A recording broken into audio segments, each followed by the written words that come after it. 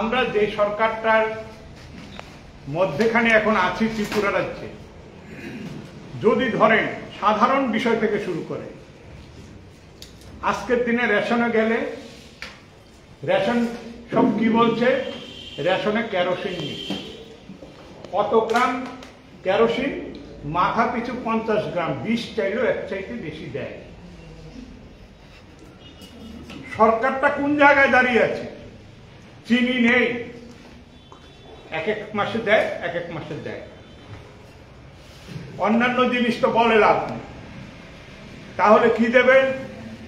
বেকারদের কাজ দাও, কাজের কোনো সুযোগই নেই। কারণ মন্ত্রিসভা কখনো কর্মসংস্থানের কোনো সিদ্ধান্তই গ্রহণ করে না। 40,000 পরীক্ষার্থী দিয়েছিল টেট পরীক্ষা, 361 জন পাশ করেছিল। আজকে বছরের উপর হয়ে আছে তাদের নিয়োগটা পর্যন্ত। অন্যান্য দপ্তরে কোনো চাকুরির বালাই নেই। যে চাকুরিগুলি দেওয়ার কথা সরকারি নিয়মে রেগুলার পোস্টে, এগুলিতে আউটসোর্সিং মাধ্যমে কিছু দিচ্ছে। দেওয়ার মানে কি? দায় দায়িত্ব নাই। ভাউচারে পেমেন্ট হবে, যেদিন আপনাকে আসতে বলবে আসবেন, যেদিন চলে যেতে বলবে চলে যাবেন। আইনের সাহায্যে আপনার চাকরি টিকিয়ে রাখার কোনো ব্যবস্থাই রাখছে না। এই হচ্ছে ওদের অবস্থা। বেকাররা অন্য কিভাবে উপায় আছে? না, সামান্য একটু ঠিকাদারি কাজ করবে, ছোটখাটো কাজ করে জীবন জীবিকা নির্বাহ করবে। বিজেপির সাঙ্গপাঙ্গরা সেই জায়গাগুলি দখল করে নিজেদের মধ্যে মারপিট শুনছিলেন আপনারা। কি ভয়াবহ অবস্থা গেলে পরে বিশাল করে বাজার বন্ধ হয়ে গেছে। অটল ভবন বানিয়েছে যে কন্ট্রাক্টরকে দিয়ে বিজেপির মাতব্বর, সে নাকি সিপিএম এর লোক। গতবার নাকি আমাদের ফান্ডে এসে টাকা দিয়ে গেছে, আর সে নাকি সিপিএম এর পার্টি বিশেষ, অথচ তাকে দিয়েই আবার অটল ভবন বানিয়েছে। কারণ নিজেদের চরিত্র ঢাকার জন্য এই জিনিসগুলি করছে। মাঝখানে আমাদেরকে টেনে আনতে হচ্ছে, আনবেই। কারণ নিজেদের এই বিষয়গুলি প্রকাশিত হচ্ছে, মানুষ দেখছে, তাদের সামনে এখন আর পালাবার কোনো রাস্তা নেই। আপনি আসুন অন্যান্য ক্ষেত্রে সাধারণ মানুষের যে বাঁচার জন্য যে একটু কাজকর্ম করবে বলছিল সিদ্দিকুদ্দা, রেগার কাজ বলেন, টুয়েপের কাজ বলেন, এক হচ্ছে কাজ নেই, 2 নাম্বার হচ্ছে কাজ করলে পয়সা নেই, 3 নাম্বার হচ্ছে কাজ করার সামর্থ্য আছে, অন্য রাজনৈতিক দলের মতাদর্শে বিশ্বাস করেন, তার জন্য কাজ দেওয়া হচ্ছে না। তাহলে গরিব মানুষগুলি যাবে কোথায়? বাজার দর কোথায় গেছে? আপনি যান সবজি বাজারে, 80 থেকে 100 টাকা কিলোর নিচে কোনো সবজি কিনতে পারবেন না। এই যখন অবস্থা আজকের দিনে, মানুষের কাছে যখন পয়সা নেই, মানুষ হা হুতাশ করছে যে আগামী দিনে বাঁচবে কি করে। সাধারণ আপনি বিদ্যুৎ ব্যবহার করবেন ত্রিপুরা রাজ্যে, আপনাকে বিদ্যুতের এখন নতুন করে ফর্মুলা জারি করেছে। কি? লোড বিল দিতে হবে। লোড বিল মানে বুঝেছেন? আপনার বাড়িতে 3টা সুইচ আছে, 3টা সুইচে 3টা বাতি জ্বলতো। এখন মনে করেছেন যে একটা ফ্যান লাগাবেন, আর একটা সুইচ লাগিয়েছেন। বিদ্যুৎ দপ্তরে এসে আপনার লাইন কেটে দিয়ে বলছে যে আপনি যে 3টার জায়গায় 4টা লাগালেন, এটা তো আপনি আমাকে এস্টিমেট ধরাননি।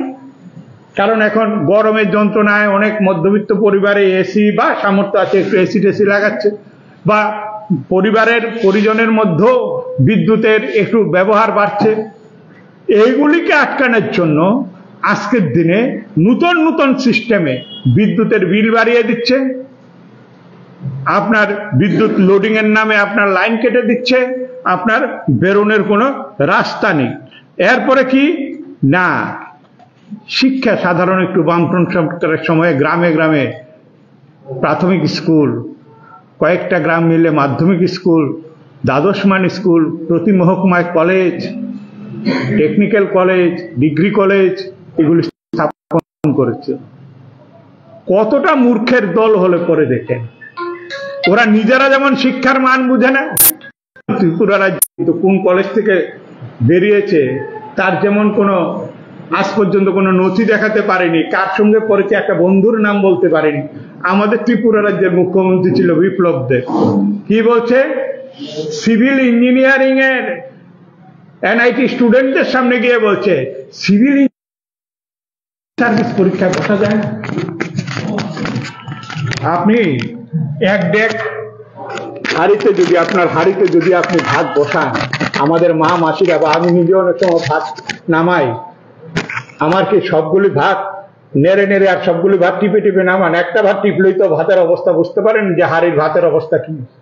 যে মুখ্যমন্ত্রী বলে ভগবান বুদ্ধ হেঁটে হেঁটে সমুদ্র দিয়ে পার হয়ে জাপানে চলে গেছে, যিনি বলতেন যে ইন্টারনেট ছিল মহাভারতের দিকে, যিনি বলতেন যে সিভিল ইঞ্জিনিয়ার না হলে সিভিল সার্ভিস পরীক্ষা বসা যায় না, তেমন একটা মুখ্যমন্ত্রী, তেমন একটা দল যখন নিয়োগ করে, আর রতননাথের মতো ডিজি গানের সঙ্গে নৃত্য করতে পারে, এমনকি যখন মুখ্যমন্ত্রীর জায়গায় ধরুন দায়িত্ব না যে শিক্ষামন্ত্রী করতে পারে, সেই রাজ্যে শিক্ষার মান থাকার কথা না।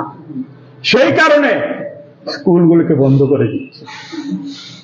তাহলে স্কুলগুলি যে বন্ধ করে দিচ্ছ, কারণ কি জানেন? টিচার নেই, টিচার নিয়োগ করবে না, পড়াবে যে ছাত্র কই? এমনি ভারতবর্ষে প্রায় 1,70,000 স্কুলের মধ্যে 27,000 স্কুলের মধ্যে একজন করে শিক্ষক। বামফ্রন্ট সরকার যেখানে যেখানে আছে সেখানটা বিকল্প ছিল। এখন আমাদের এই জায়গাগুলিতে দাঁড়িয়ে আমাদের আজকের দিনে মানুষকে ভাবতে হবে যে আমরা কি করব। এখন করতে গেলে কি, এই সরকারটাকে উচ্ছেদ করতে হবে। এই সরকারকে উচ্ছেদ করার ক্ষেত্রে এতদিন আমাদের ভয় কি কাজ করছিল? দিল্লিতে একটা মহাদানবের মতো সরকার আছে, এই সরকারকে কখনো হটানো সম্ভব নয়। দিল্লিতে না সরলে ত্রিপুরা রাজ্যে এই সরকারকে পাল্টানো যাবে না। তাহলে এবারের নির্বাচনে দিল্লির সরকার নরম হয়েছে, ভোট আসন কমেছে, কিন্তু দুর্ভাগ্যের কি, সূর্যের তাপের চাইতে বালুর তাপ বেশি। যে রাজ্যে রামকে নিয়ে এত লীলা করলো, সেই রাজ্যের মানুষ দেখিয়ে দিল বিজেপি কত বাটপার, মানুষের জন্য কিছু করে না। সেই রাজ্যে গোহারা হারিয়ে দিল। ত্রিপুরা রাজ্যে বিপ্লব দেব আর কৃতি দিদিমণি এখানটায় লাখ লাখ ভোটে জিতে গেল। কেন জিতলো? সবাইকে যে হুলিয়া জারি করেছে, ভোট না দিলে কেমনে বাড়ি থাকুস, কেমনে চলস, কি এমনি সুবিধা পাস, আমরা সবাই ভাবলাম। কেউ কেউ ভোট দিলাম না, যারা ভোট দিলাম তারা ভাবলাম কি, বাঁচতে গেলে বিজেপিকে দাও, যে মুসলিম হই হিন্দু হই যাই হই তারা খুশি তো আমরা খুশি। এই যে মিলিঝুলি একটা ব্যাপার চললো, সেই মিলিঝুলি ব্যাপারের মধ্যে ত্রিপুরা রাজ্যে আমরা জিতিয়ে দিলাম বিজেপিকে। জেতানোর পরে এবার দেখছি আরে কি হলো ঘটনা, আমরা নিচে নিচে বিজেপিকে ভোট দিলাম নিজের প্রাণ বাঁচানোর জন্য। উত্তরপ্রদেশের মানুষ তো ভুল করলো না, তারা তো ভয় পেল না।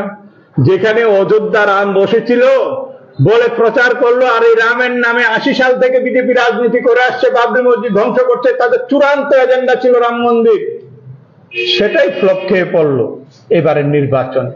আর যিনি মোদি ম্যাজিক, মোদি গ্যারান্টি, মোদি মোদি হর হর মোদি, ঘর ঘর মোদি, কত স্লোগান, সেই মোদির দশা কি হলো?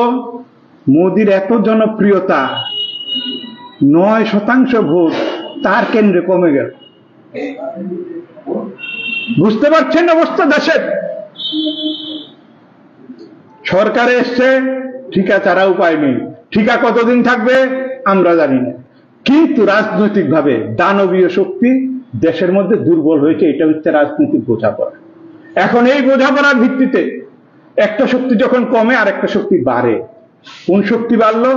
দেশের মধ্যে এনডিএ সরকারের, এনডিএ জোটের চাইতে শক্তি বাড়লো কিন্তু হিসাবে ইন্ডিয়া জোটের বা ইন্ডিয়া ব্লকের। ইন্ডিয়া ব্লকের নেতৃত্বে কে ছিল?